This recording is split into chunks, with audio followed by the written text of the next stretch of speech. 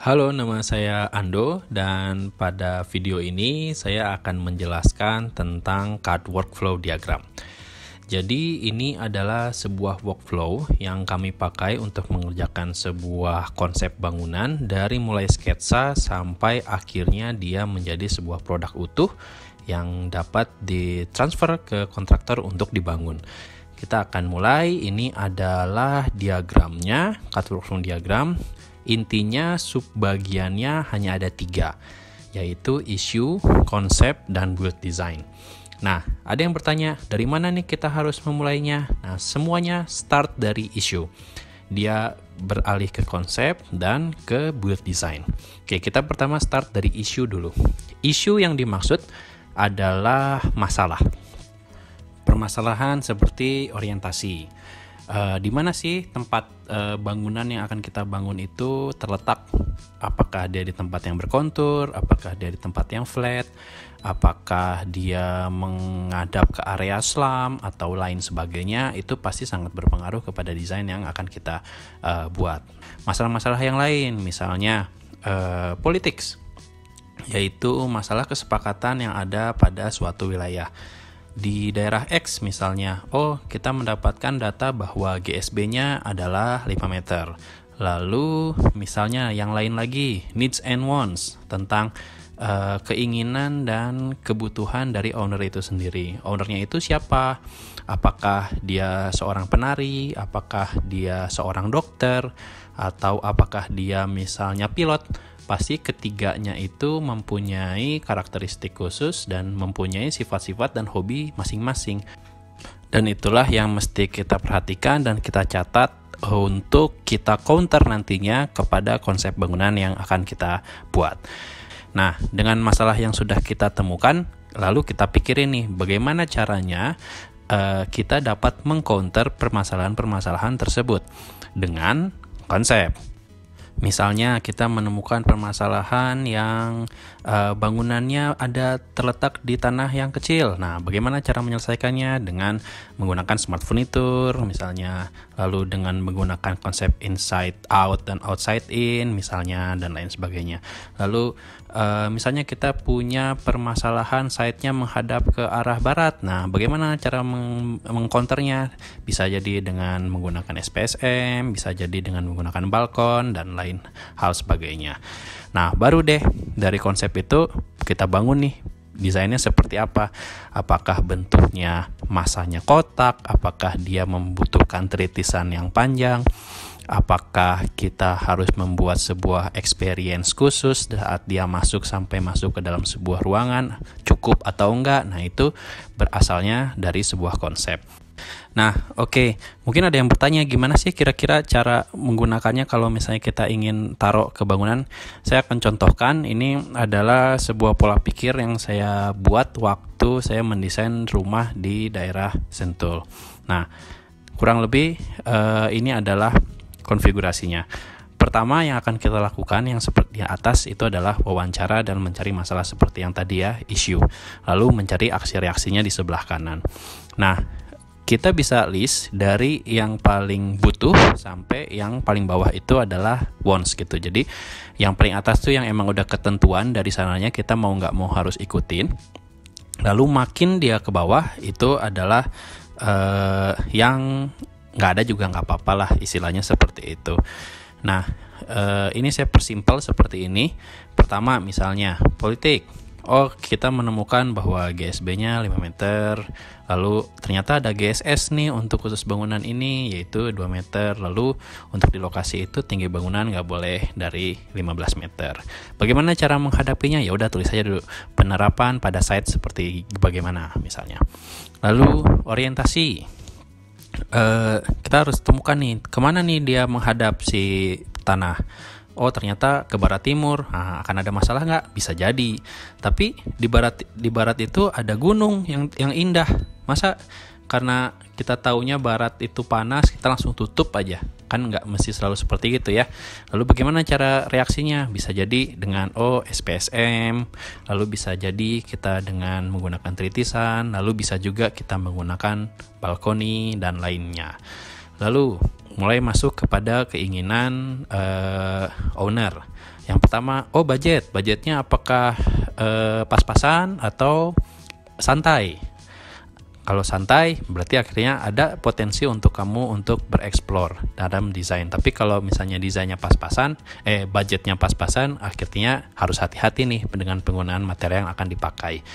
Lalu berapa misalnya keluarganya? Berempat, bapak, anak, ibu, anaknya 2. Lalu ternyata ada tempat moge, bapaknya suka main moge, kita artinya harus menyiapkan tempat dia duduk gitu kan, nggak bisa masa cuma taruh di carport doang atau taruh di garasi yang pas-pasan misalnya kayak gitu.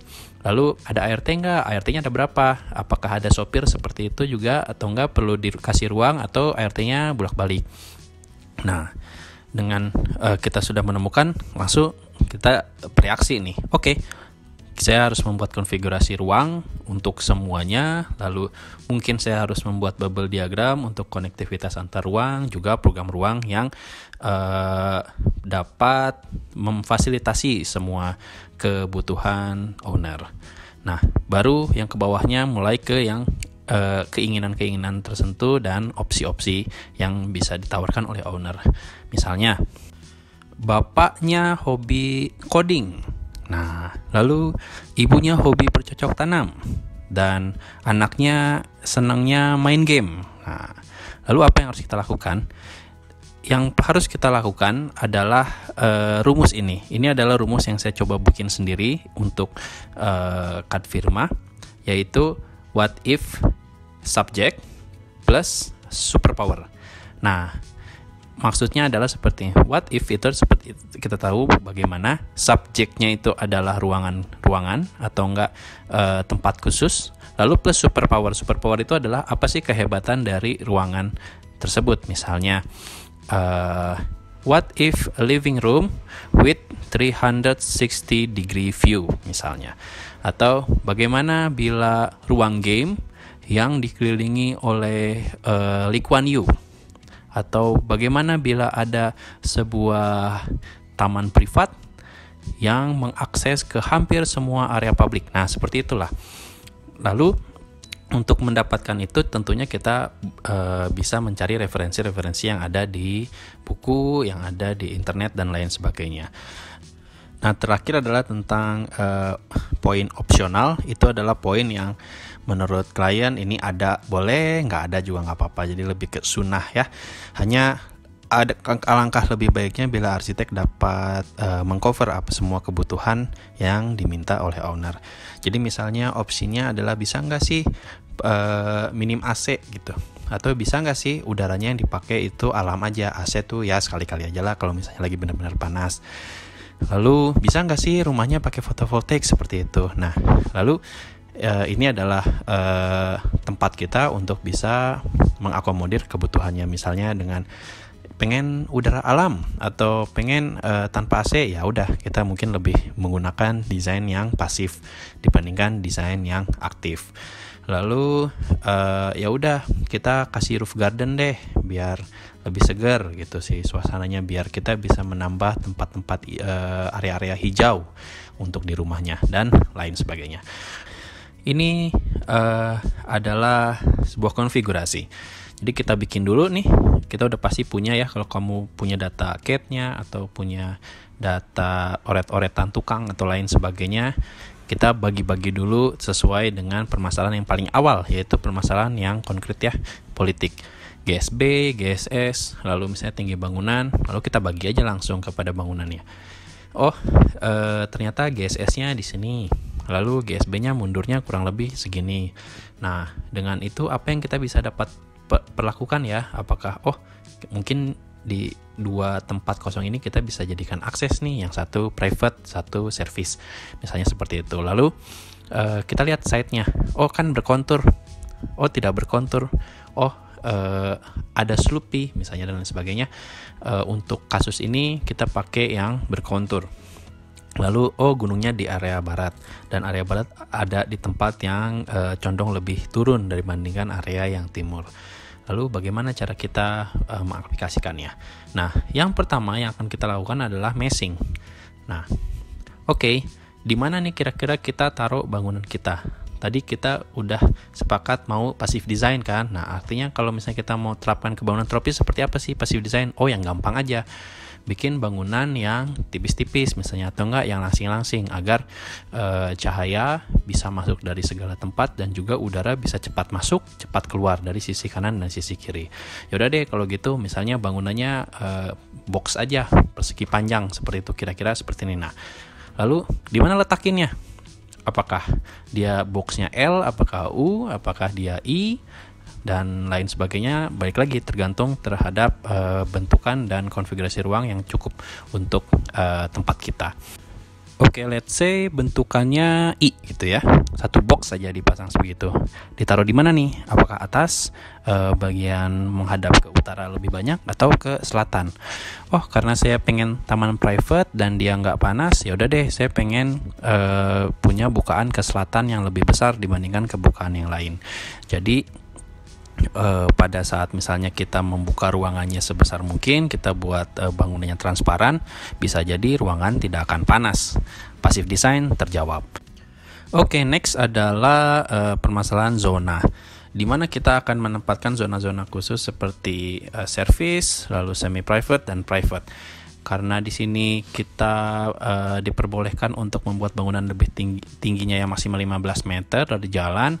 Jadi kalau misalnya di jalan yang atas semi private saya kasih floor to floor dia 3,5, lalu private-nya 3,5, berarti 7 meter plus atapnya juga 3 meter lagi, artinya 9 meter. Dan oke, bisa. Saya bisa buat bangunan 2 lantai plus 1 tempat servis yang tersembunyi di bagian akses bagian bawah. Nah, oke deh, kalau gitu karena bisa 3 lantai, yang paling bawah buat service, yang tengah buat semi private, tempat-tempat khusus, dan yang paling atas private. Nah, mereka pasti membutuhkan sebuah sirkulasi vertikal atau ruang-ruang lain nih, kira-kira cukup nggak ya kalau I aja? Nah, ternyata mungkin nggak cukup nih, ya udah deh kasih box satu lagi untuk tambahan. Tapi saya bisa tetap mempunyai taman private yang indah dan juga bisa membagi antara jalan yang dari depan tidak langsung kelihatan ke taman yang dalam. Nah, setelah itu masukkan kita ke dalam konfigurasi ruang. Kita bisa bagi kiri atau kanan, kita masukkan ruangan-ruangan kira-kira di mana nih tempatnya ya. Oh, kurang lebih berarti sirkulasi misalnya di sini kamar anak, ya udah deh di sini nggak apa-apa dia menghadap ke arah barat. Lalu asal master bedroomnya dia menghadap ke arah timur misalnya. Lalu akses private-nya dari mana, servisnya dari mana, garasinya kira-kira di sini deh. Ini semuanya masih kira-kira agar kurang lebih kita tahu dulu nih masukinnya kemana. Lalu setelah konfigurasi selesai, baru dimasukkanlah juga si superpower yang tadi sudah kita buat dari referensi-referensi yang kita dapatkan. Misalnya kayak tadi kita ngomong tentang 360 view gitu. Oke, di mana nih letaknya? Kita taruhkan di sini. Lalu kita berbicara tentang ruang game yang kanan kirinya kita bisa melihat Lee Kuan Yew menjuntai. Di mana nih kita letakin? Kurang lebih di sinilah, taruh aja dulu. Lalu konsep inside out, outside in, agar ruang dalam dan ruang luarnya menjadi satu. Bisakah kita taruh? Oh, bisa ternyata di sini. Lalu ini yang barat nih, masalahnya gimana nih? Ya udah kita jawab nih permasalahan pertama dengan SPSM. Oke, bentuknya seperti ini. Lalu kita butuh tritisan untuk lantai bawahnya, kasih kita tritisan. Lalu balkon agar ruangnya nggak langsung tersinar matahari. Jadi semua konsep yang telah kita tulis dan kita list, kita terapkan nih semua ke desainnya, atau sebut aja di sini adalah area untuk kita menerapkan superpower. Nah, akhirnya jadi deh bangunannya seperti ini. Sebuah bangunan yang dimulai dari masalah dengan konsep yang unik, lalu juga sebuah bangunan yang ada apanya gitu. Nah, demikian video cut workflow diagram dari saya, Ando. Sampai bertemu di video lainnya.